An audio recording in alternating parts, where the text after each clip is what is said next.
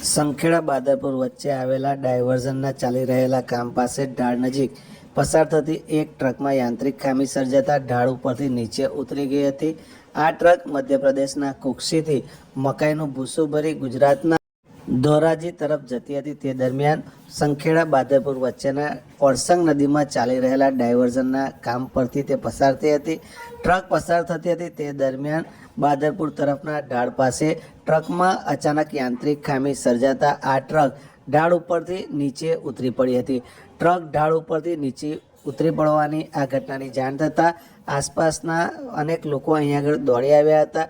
આ ટ્રકને બહાર કાઢવા માટે પ્રયાસ હાથ ધરાયો હતો, જોકે આ પ્રયાસ નિષ્ફળ રહ્યો હતો। આ જે ટ્રક છે એ સંખેડા બાદરપુર વચ્ચે બની રહેલા આ ડાયવર્ઝન પાસે યાંત્રિક ખામી સર્જાતા નીચે ઉતરી ગઈ હતી।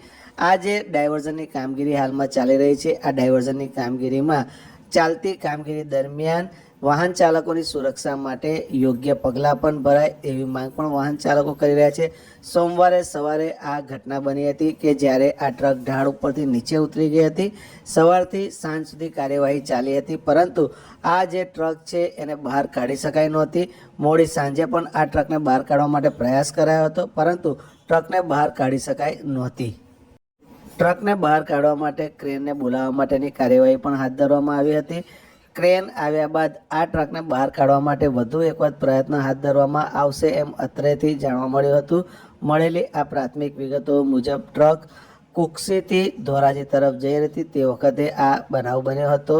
ઢાળ ઉપરથી ટ્રકમાં યાંત્રિક ખામી સર્જાતા તે નીચે ઉતરી ગઈ હતી। સદનસીબે કોઈને કોઈ હાનિ કે ઈજા થઈ નહોતી।